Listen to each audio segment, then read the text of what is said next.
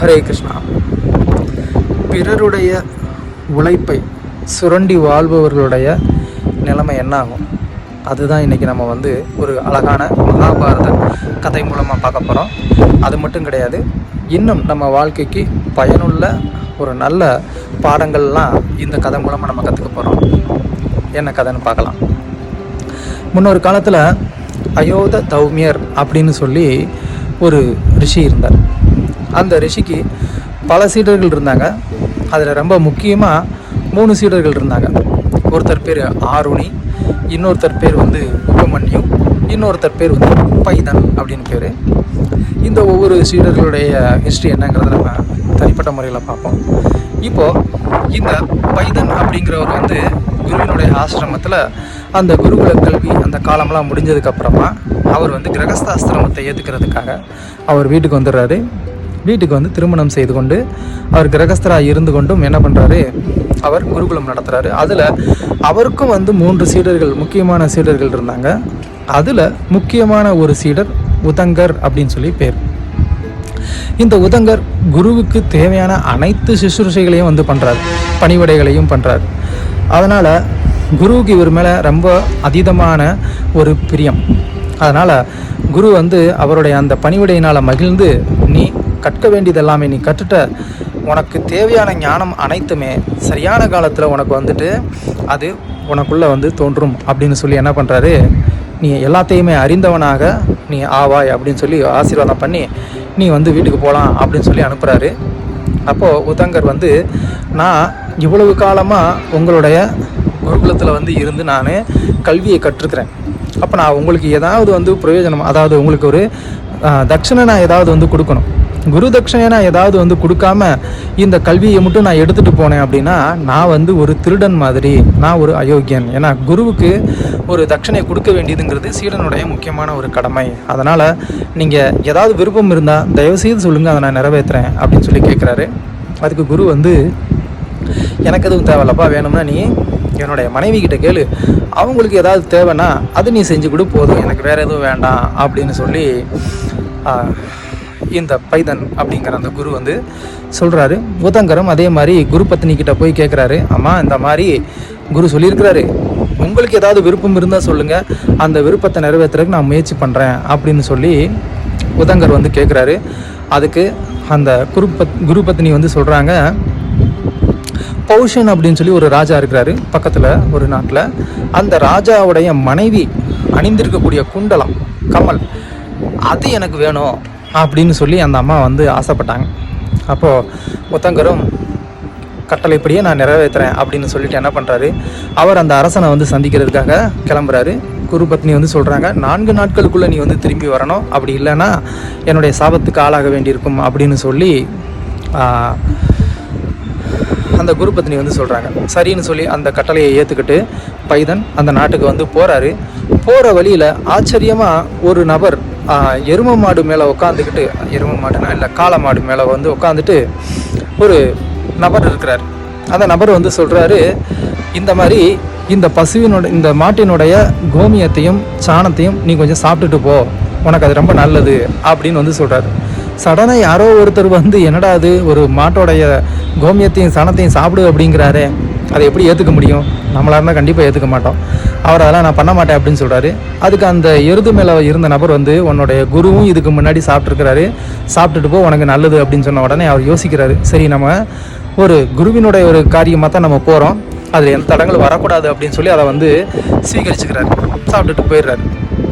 போய் அரசனை பார்க்குறாரு. அரசனும் ரொம்ப சந்தோஷமாக வரவேற்று என்ன பண்ணுறாரு, உங்களுக்கு நான் என்ன சேவை பண்ணணும்னு கேட்குறாரு. அதுக்கு இவர் தன்னுடைய குரு பத்னி கேட்டதை சொல்கிறாரு. சொன்ன உடனே நோ ப்ராப்ளம், சந்தோஷமாக என்னுடைய மனைவி அந்த புறத்தில் இருக்கிறாங்க, அங்கே போய் நீங்கள் என்ன பண்ணுங்கள், என்னுடைய மனைவி கிட்ட கேட்டு நீங்கள் அந்த குண்டலத்தை வாங்கிக்கோங்க அப்படின்னு சொல்லி சொல்கிறாரு. இவரும் அந்த புறத்துக்குள்ளே போகிறாரு. ஆனால் அந்த புறத்துக்குள்ளே யாரையுமே பார்க்க முடியல. ஒரு சில பெண்கள் இருக்கிறாங்க, அவங்களாம் பணிப்பெண்கள், அவங்க ராணி இல்லை. எங்கே ராணியை காணாமே அப்படின்னு சொல்லிட்டு அவர் திரும்ப அரசன்கிட்ட கோபமாக கேட்குறாரு, நீ என்னை ஏமாற்ற பார்க்குறியா, உன்னுடைய மனைவி அங்கே இல்லை, இல்லாத இடத்துல நீ எனக்கு பரிசு கொடுக்குறாங்க அப்படின்னு சொல்லி என்னை ஏமாத்துறியா அப்படின்னு சொல்லி உதங்கர் அரசன் மேலே கோவப்பட்டார். அதுக்கு அரசர் சிரிச்சுட்டே சொன்னார், இல்லை என்னுடைய மனைவி பரிசுத்தமாக இருக்கிறவங்க கண்ணுக்கு மட்டும்தான் தெரிவாங்க, நீ வந்து கண்டாமினேட்டடாக இருக்கிற, அதாவது அசுத்தமாக இருக்கிற, அதனால தான் உன்னுடைய கண்ணுக்கு என்னுடைய மனைவி தெரியலை அப்படின்னு சொன்ன உடனே என்கிட்ட என்ன மாதிரி கண்டாமினேஷன் இருக்குது, நான் எப்போ வந்து அசுத்தமானேன் அப்படின்னு சொல்லி யோசித்து பார்க்குறாரு. அப்போ தான் வர்ற வழியில் அந்த கோமியமும் சாணமும் சாப்பிட்டதுனால கண்டாமினேட் ஆகலை, சாப்பிட்டதுக்கப்புறமா ஆச்சமனம் பண்ணணும். அந்த ஆச்சமனம் பண்ணாமல் அவர் விட்டதுனால அது ஒரு அசுத்தம், அதனால் உனக்கு கண்ணுக்கு தெரியல அப்படின்னு சொல்லி அவரை யோசித்து புரிஞ்சுக்கிட்டார். அதுக்கப்புறமா இமீடியட்டாக அவர் வந்து கிழக்க பார்த்து உட்காந்து ஆச்சமனம் செய்து தன்னை வந்து தூய்மைப்படுத்திட்டு திரும்ப வந்து அந்த புறத்துக்குள்ளே போனார். அப்போ ராணி கண்ணுக்கு தெரிஞ்சாங்க. ராணிக்கிட்ட வந்து விஷயத்தை சொன்ன உடனே ராணியும் சந்தோஷமாக, உன்னுடைய குரு பக்தியை நான் வந்து ரொம்ப மெச்சுறேன், தாராளமாக நீ எடுத்துகிட்டு போ. ஆனால் இந்த குண்டலத்துக்கு மேலே தக்ஷகன்கிற அந்த நாகராஜா, அதாவது நாகலோகத்தை சேர்ந்த ஒருத்தன் வந்து ரொம்ப ரொம்ப கண் வச்சிருக்கிறான். அவன் எப்படா இந்த குண்டலத்தை வந்து எடுத்துகிட்டு போகலான்னு பார்த்துக்கிட்டு இருக்கிறான், அதனால் கேர்ஃபுல்லாக போ அப்படின்னு சொல்லி ராணி சொல்கிறாங்க. இவர் வந்துட்டு சரி அப்படின்னு சொல்லிட்டு கிளம்புறாரு. போகிற வழியில் யாரோ ஒரு சன்னியாசி இங்கும் அங்குமா வந்துட்டு மறைஞ்சு வந்து இவரை ஃபாலோ பண்ணிகிட்டு இருக்கிற மாதிரி வந்து தெரியுது. இவருக்கு சந்தேகமாக இருக்குது, யார் இது, இந்த சன்னியாசி ஏன் நம்மளை வந்து ஃபாலோ பண்ணிட்டு வர்றாரு அப்படின்னு சொல்லி அவருக்கும் ஒரு சந்தேகத்திலேயே வந்து போய்கிட்டு இருக்கிறாரு. அப்போது சடனாக வந்து அவருக்கு இயற்கை உபாதை வந்து ஏற்படுது. அதனால் என்ன பண்ணுறாரு, அந்த குண்டலத்தோடு அதை பண்ண வேண்டாமே அப்படின்னு சொல்லிட்டு அந்த குண்டலத்தை ஒரு குழி தோண்டி பூமியில் புதைச்சிட்டு அவர் தன்னுடைய இயற்கை உபாதைகளை வந்து நிறைவேற்ற போகிறாரு. போயிட்டு திரும்ப வர்றதுக்குள்ளே பார்த்தா அந்த சன்னியாசி என்ன பண்ணுறாரு, அந்த குண்டலத்தை எடுத்துட்டு ஓடுறாரு. இவரும் வந்து அவரை விரட்டுறாரு. அப்போது அந்த சன்னியாசி வந்து என்ன ஆகுறாரு, திடீர்னு வந்து ஒரு பாம்போடைய ஒரு ரூபத்தை எடுத்து என்ன பண்ணுறாரு, பூமியில் இருக்கக்கூடிய ஒரு துளை வழியாக வந்து உள்ளுக்குள்ளே போயிடுறாரு. அப்போ இவர் வந்து எங்கே போனாருன்னு தெரியலையே, அதாவது அந்த தொலைக்குள்ளே போனவர் எப்படி போனார், எங்கே போனாருன்னு கண்டுபிடிக்க முடியலையே, என்ன பண்ணுறதுன்னு தெரியாமல் முழிச்சிட்டு இருக்கிறாரு. சரி, அந்த தொலையை வந்து இன்னும் பெருசாக்குனா எங்கே இருக்கிறாங்கன்னு தெரியும்னு சொல்லிட்டு அவர் வந்து ட்ரை பண்ணுறாரு. ஆனால் ஒன்றுமே வந்து நடக்கலை. அப்போது இந்திரனுடைய ஒரு அனுகிரகத்தால் வந்து வஜ்ராயுதம் வந்து என்ன ஆகுது, அவர் தோண்டுவதற்கு அவர் பயன்படுத்திக்கிட்டு இருந்த அந்த தடியில் வந்து வஜ்ராயுதத்தோடைய ஆவேசம் வந்துடுது. அப்போ அதனால் அவர் வந்து தோன்றாரு. பெரிய ஒரு ஒரு ஒரு துவாரம் வந்து ஏற்படுது. அது வந்து பாதாள லோகம் வரைக்கும் போகுது. அந்த மாதிரியான ஒரு துளை ஏற்பட்டுருது. இவர் அந்த துவாரம் வழியாக என்ன பண்ணுறாரு, அந்த நாகத்தை தேடி வந்து போகிறாரு. போனால் அவர் வந்து நாகலோகத்துக்குள்ளேயே போயிடுறாரு. பிரம்மாண்டமான ஒரு லோகம், பயங்கரமான மாளிகைகள், தோட்டங்கள், குளம், அது இதுன்னு ரொம்ப பிரம்மாண்டமான ஒரு லோகமாக இருக்குது. ரொம்ப ஆச்சரியமாக பார்க்குறாரு. இந்த லோகத்தில் நான் எப்படி வந்து அந்த நாகத்தை நான் தேடுவேன் அப்படின்னு சொல்லி அவர் வந்து ஓவராலாக வந்து கேட்க ட்ரை பண்ணுறாரு. முதல்ல வந்து 2 பெண்களை பார்க்குறாரு. அதில் ஒரு பெண் வந்து தறி நெய்துக்கிட்டு இருக்கிறாங்க, உடை நெய்துக்கிட்டு இருக்கிறாங்க. அதில் வந்து பார்த்திங்கன்னா ஒரு பெண் வெள்ளை கலர் அந்த நூலில் வந்துட்டு துணி நெஞ்சிக்கிட்டு இருக்கிறாங்க. இன்னொரு பெண் வந்து கருப்பு கலர் நூலில் வந்துட்டு துணி நெஞ்சிக்கிட்டு இருக்கிறாங்க. இவர் வந்து கேட்குறாரு, ஆனால் யாரும் அவங்களுக்கு வந்து பதில் சொல்லாமல் அவங்க வாட்டுக்கு அவங்க வேலையை பார்த்துட்டே இருக்கிறாங்க. சரின்னு சொல்லி இன்னும் கொஞ்சம் தூரம் கழித்து போய் பார்த்தா ஒரு பெரிய சக்கரம் இருக்குது. அந்த சக்கரத்தை 6 பேர் வந்து சேர்ந்து சுற்றிக்கிட்டு இருக்கிறாங்க. அவங்கக்கிட்ட வந்து கேட்குறாரு, இந்த மாதிரி இந்த நாகராஜனை நீங்கள் பார்த்தீங்களா, தக்ஷகனை பார்த்தீங்களா அப்படின்னு சொல்லி. யாருமே அவங்க வந்து பேசவே இல்லை. இந்த லோகத்தில் நான் யாருக்கிட்ட வந்து நான் கேட்குறது அப்படின்னு சொல்லி அவர் வந்து தவிச்சுக்கிட்டு இருக்கும்போது, அப்போது அந்த இடத்துல தேஜஸாக ஒரு நபர் ஒரு குதிரை, வெள்ளை குதிரை மேலே வந்து நின்றுட்டு அவர் வந்து கேட்குறாரு, என்ன உனக்கு பிரச்சனை அப்படின்னு சொல்லி. அப்போது இந்த மாதிரி தக்ஷகன் வந்து நான் என்னுடைய குரு பத்னிக்காக கொண்டு போய்கிட்டு இருந்த அந்த குண்டலத்தை திருடிட்டு வந்துட்டான் அப்படின்னு சொன்ன உடனே அது எனக்கு திரும்ப வேணும் அப்படின்னு கேட்குறாரு. அதுக்கு ஓகே, இந்த பாம்புகள்லாம் வந்து பொந்தில் தான் ஒளிஞ்சிருக்கும், அதை ஈஸியாக வெளியில் வர வைக்க முடியாது. உனக்கு அது வேணும்னா இப்போ நீ என்ன பண்ணு, நான் உட்காந்து இருக்கக்கூடிய இந்த குதிரையினுடைய ஆசன வாயில் நீ வந்து காற்று ஊதுனேன்னா உனக்கு வந்து கிடைக்கும் அப்படின்னு சொல்கிறாரு. இந்த லோகத்தில் நம்ம யாருக்கிட்ட பேசினாலும் யாரும் நம்மக்கிட்ட பதிலே பேச மாட்டேங்கிறாங்க. அட்லீஸ்ட் இவனாவது ஒருத்தன் நமக்கு ஏதோ வந்து ஒரு வழி சொல்கிறானே, ட்ரை பண்ணி பார்ப்போமே அப்படின்னு சொல்லிட்டு அவன் வந்து ட்ரை பண்ணுறாரு. உதங்கர் ட்ரை பண்ணவொடனே ஊதுனவொடனே என்னாச்சு, அந்த குதிரையினுடைய தேகத்துலேருந்து பயங்கரமான ஒரு நெருப்பு ஜுவாலை வர ஆரம்பிச்சிருச்சு. அந்த நெருப்பு ஜுவாலை வந்து என்ன பண்ண ஆரம்பிச்சிச்சு, அந்த மொத்த லோகத்தையே வந்து எரிக்கிற மாதிரி ஆரம்பிச்சிருச்சு.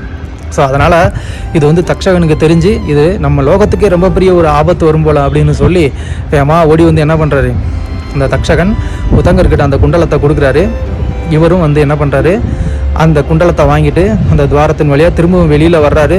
ஆனால் 4 நாட்களுக்குள்ளே திரும்ப வரணும்னு வந்து குரு பத்னி சொல்லியிருக்கிறாங்க. ஆனால் லேட் ஆயிடுச்சு, எப்படி நான் போவேன் அப்படின்னு சொல்லி யோசிச்சுட்டு இருக்கும்போது திரும்பவும் அந்த பாதாள லோகத்துக்குள்ள நாகலோகத்துக்குள்ளே பார்த்த அதே நபர் வந்து மேலே குதிரையோடு வந்து நிற்கிறாரு. என் கூட வா, நான் உன்னை கூட்டிகிட்டு போகிறேன் அப்படின்னு சொல்லி அவர் என்ன பண்ணுறாரு, அவரை வந்து அவருடைய குரு ஆசிரமத்துக்கு கூட்டிகிட்டு போகிறாரு. போய் அங்கே இறக்கி விட்டுட்டு அவர் வந்து போயிடுறாரு. இவரும் தன்னுடைய குரு பத்தினிக்கிட்ட போய் அந்த குண்டலத்தை வந்து கொடுக்குறாரு. கொடுத்த உடனே குரு பத்தினிக்கும் ரொம்ப ரொம்ப சந்தோஷம். நீ சொன்ன சொல் தவறாமல் நான் கேட்ட டைமில் கரெக்டாக நீ வந்து கொண்டாந்து கொடுத்துட்ட, உனக்கு எல்லா விதமான மகிமையும் உண்டாகட்டும், நீ வந்து ரொம்ப பெரிய ஒரு ஆச்சாரியனா ஆவ அப்படின்னு சொல்லி குரு பத்தினி வந்து அவனுக்கு வந்து ஆசீர்வாதம் பண்ணுறாங்க. அதுக்கப்புறமா உதங்கரும், அதாவது பைதன் அந்த அவருடைய குரு, அவரும் வந்து உதங்கருக்கு வந்து ஆசீர்வாதம் பண்ணுறாரு. நீ மிகப்பெரிய ஒரு ஞானமுள்ள ஒரு ஆச்சாரியனா ஆவ அப்படின்னு சொல்லி. அப்போது குருக்கிட்ட நடந்ததெல்லாமே வந்து சொல்கிறார். நான் இந்த மாதிரி குண்டலத்தை வந்து வாங்க போகும்போது ஒரு நபர் வந்து எரும மாடு மேலே, அதாவது ஒரு எருது மேலே வந்து உட்காந்துட்டு என்னை வந்து அந்த கோமியத்தையும் சாணத்தையும் சாப்பிட சொன்னார், எதுக்குன்னே தெரியலையே, யார் அவர் அப்படின்னு சொல்லி அவர் கேட்கும்போது அப்போ குரு சொல்கிறாரு, அது இந்திரன் தான் வந்து உனக்கு நடக்க போகிற அந்த ஒரு உபாதையை வந்து தெரிஞ்சுக்கிட்டு உனக்கு உதவுறதுக்காக என்ன பண்ணார், அந்த எருது மேலே வந்து உட்காந்து அந்த கோமியத்தை வந்து கொடுத்தாரு. அந்த கோமியம் அப்படிங்கிறது என்ன, அது அமிர்தம். அந்த அமிர்தத்தை நீ குடித்ததுனால தான் நீ நாகலோகத்துக்குள்ளே போயும் கூட இறக்காமல் நீ இருந்த அப்படின்னு சொல்கிறாரு. அப்படியா? அப்புறம் நான் வந்து நாகலோகத்துக்குள்ளே போகும்போது அங்கே 2 பெண்கள் வந்துட்டு அந்த துணி நெய்துக்கிட்டு இருந்தாங்க. ஒருத்தவங்க வெள்ளை கலர் நூலும், இன்னொருத்தவங்க வந்து அதாவது கருப்பு நூலும் வந்து அதை வச்சு துணி நெய்துக்கிட்டு இருந்தாங்களே, அவங்க யார் அப்படின்னு கேட்கும்போது அப்போ சொல்கிறாரு, அவங்க தான் பகல் இரவுக்கான தேவதைகள். அந்த தேவதைகள் வந்து அந்த தறியில் அந்த நூல் என்னது, அந்த வெள்ளை, அதுதான் பகல், இரவு தான் வந்து கருப்பு. அந்த துணியை நெய்துக்கிட்டு இருக்கிறாங்க. அந்த தறி வந்து என்னது, அதுதான் காலம். அந்த காலம்ங்கிற தறியில் வந்து என்ன பண்ணுறாங்க, இரவு பகலை வந்து மாற்றி சுற்றி எல்லா ஜீவராசிகளையும் கண்ட்ரோல் பண்ணிக்கிட்டு இருக்கிறாங்க அப்படின்னு சொன்னார். சரி, அந்த பெரிய சக்கரம், அந்த 6 நபர்கள் யார் அப்படின்னு கேட்டால் அதுதான் நம்மளுடைய அந்த 6 பேர் வந்து 6 ரிதுக்கள். அந்த பெரிய சக்கரம், அந்த சக்கரத்தில் வந்து 12 ஆரங்கள் இருந்தது. அதுதான் வந்து நமக்கு வரக்கூடிய 12 மாதங்கள் அப்படின்னு சொல்லி சொன்னார். சரி, அப்போ அந்த குதிரையில் வந்து அந்த லோகத்தையே வந்து எரிச்சது யார் அப்படின்னு வந்து கேட்டார். அந்த குதிரையில் வந்தது இந்திரன் தான். அந்த குதிரை தான் வந்து அக்னி தேவன். அந்த அக்னி தேவன் உனக்கு உதவுறதுக்காக என்ன பண்ணார், அந்த நாகலோகத்தையே வந்து தன்னுடைய தேகத்திலிருந்து நெருப்பை கொண்டு வந்து எரிச்சார் அப்படின்னு சொன்ன உடனே அவருக்கு ரொம்ப சந்தோஷம். தேவர்கள் எல்லாமே வந்து எனக்கு உதவி பண்ணியிருக்கிறாங்களே அப்படின்னு சொல்லி. ஸோ இதுலேருந்து நம்ம தெரிஞ்சுக்க வேண்டியது என்ன அப்படின்னு சொன்னால், நம்ம குருவினுடைய கட்டளையை வந்து நிறைவேற்றுவதற்காக நம்ம எடுக்கக்கூடிய முயற்சிகள் எல்லாத்துலேயுமே வந்து நமக்கு தேவர்கள் கூட வந்து உதவியாக இருப்பாங்க அப்படிங்கிறது நம்ம வந்து தெரிஞ்சுக்கலாம். ஸோ தேவர்கள் நம்ம வந்து குருவுக்காகவோ பகவானுக்காகவோ செய்யக்கூடிய சேவையில் அவங்க நமக்கு வந்து இடைஞ்சலாக எப்போதும் வரமாட்டாங்க. அவங்க நமக்கு எப்போதுமே வந்து உதவியாக தான் இருப்பாங்க அப்படிங்கிறத நாம் வந்து தெரிஞ்சுக்கணும். ஸோ இப்போது உதங்கர் வந்து அங்கேருந்து கிளம்புறாரு. இந்த தக்ஷகன் வந்து என்னுடைய சேவையில் வந்து டிஸ்டர்பன்ஸ் பண்ணார் இல்லையா, அவரை பழி வாங்கணும் அப்படின்னு சொல்லிட்டு என்ன பண்ணுறாரு, இமீடியட்டாக அவர் ஜனமேஜயனுடைய ராஜ்யத்துக்கு வர்றாரு. வந்து ஜனமேஜயனை பார்த்து, உன்னுடைய தந்தையினுடைய இறப்புக்கு காரணம் யார் தெரியுமா, உன்னுடைய தந்தை வந்து ஒரு பாவமும் அறியாதவர், அவரை இந்த தக்ஷகன்கிற இந்த பாம்பு தான் வந்து என்ன பண்ணுச்சு, அது வந்து கடிச்சு அவரை வந்து சாவடிச்சிருச்சு அப்படின்னு சொன்ன உடனே ஜனமேஜயனுக்கு பயங்கரமான கோபம் வந்து, இதுக்கு பரிகாரம் என்ன பண்ணணும் அப்படின்னு சொன்ன உடனே, நீ உடனே வந்து ஒரு சர்ப்பயாகம் பண்ணு அப்படின்னா அந்த மொத்த பாம்பு இனத்தையே நம்ம வந்து அழிச்சிடலாம் அப்படின்னு சொல்லி உதங்கர் வந்து சொல்கிறாரு. அப்போ உதங்கர் வந்து ஒரு சர்ப்பயாகத்தை வந்து செய்கிறார். அந்த சர்ப்பயாகத்தில் வந்து அந்த நாகலோகத்தில் இருக்கக்கூடிய இந்த பூலோகத்தில் இருக்கக்கூடிய எல்லா சர்ப்பங்களும் வந்து என்ன பண்ணுது, அந்த யாகத்தில் வந்து விழுந்துக்கிட்டே இருக்குது. அங்கே இருக்கக்கூடிய மற்ற ரிஷி முனிகள் எல்லாரும் மந்திரம் சொல்லி நெருப்பில் வந்து ஆகுதி கொடுக்க பாம்பு வந்து தொப்புன்னு சாரசாரையாக வந்து விழுந்துக்கிட்டு இருக்கு. அது எல்லாம் விழுந்துட்டு இருக்கும்போது வந்துட்டு ஜனமேஜயன் கேட்குறாரு, தக்ஷகன் வந்துட்டானா அப்படின்னு சொல்லி. தக்ஷகன் மட்டும் இன்னும் வரல அப்படின்னு சொல்லிட்டு இருக்கிறாங்க. தக்ஷகன் வர்ற மாதிரி வந்து ஒரு மந்திரத்தை போடு அப்படின்னு சொன்னோடனே திரும்ப வந்து பவர்ஃபுல்லான ஒரு யஜ்ஞம் கண்டினியூ ஆகிக்கிட்டு இருக்கு. ஆனால் தக்ஷகன் ஏன் வரல அப்படின்னு சொல்லி கேட்கும்போது அப்போது அவங்களுடைய அந்த ஞான திருஷ்டியில் பார்க்குறாங்க, தக்ஷகன் வந்து இப்போது இந்திரன்கிட்ட வந்து அடைக்கலம் அடைஞ்சிட்டான், அதனால தான் வந்து அவன் இங்கே இன்னும் வராமல் இருக்கிறான் அப்படின்னு சொன்ன உடனே ஜனமேஜயன் சொன்னார், இந்திரனோட சேர்த்து இந்த யாகத்தில் கொண்டு வாங்க அப்படின்னு சொன்ன உடனே ரிஷிகளெல்லாம் வந்து பயங்கரமான ஒரு மந்திரத்தை சொல்லி அந்த இந்திரனும் சேர்ந்து வந்து யக்ஞ குண்டத்தில் விழுவிட்டுன்னு சொன்ன உடனே அங்கே என்னாச்சு, இந்திரனே வந்து தன்னுடைய அரியாசனத்துலேருந்து விழுகிற மாதிரியான ஒரு நிலைமை வந்துருச்சு. அப்போது அந்த நேரத்தில் கரெக்டாக வந்து இன்னொரு ஜரத்காரு அப்படிங்கிற ஒரு ரிஷி வந்து என்ன பண்ணுறாரு, அந்த யஜ்ஞத்தை வந்து தடுத்து நிறுத்துறாரு. அவர் யார், அவர் ஏன் தடுத்து நிறுத்தினார் அப்படிங்கிறத நம்ம அடுத்த வீடியோவில் பார்ப்போம். இங்கே நம்ம வந்து தெரிஞ்சுக்க வேண்டிய விஷயம் என்ன அப்படின்னு சொன்னால், ஒருவர் தன்னுடைய சொந்த உழைப்பினால் கஷ்டப்பட்டு சம்பாதித்த ஒரு செல்வத்தை இன்னொருத்தர் எந்த ஒரு கஷ்டமும் இல்லாமல் ரொம்ப சுலபமாக அதை வந்து அபகரிக்கணும்னு நினச்சாரு அப்படின்னு சொன்னால், அவருக்கு மட்டும் இல்லை, அவருடைய வம்சத்துக்கே ரொம்ப பெரிய ஒரு ஆபத்தை அது ஏற்படுத்தும் அப்படிங்கிறத நம்ம இதிலேருந்து தெரிஞ்சுக்கணும்.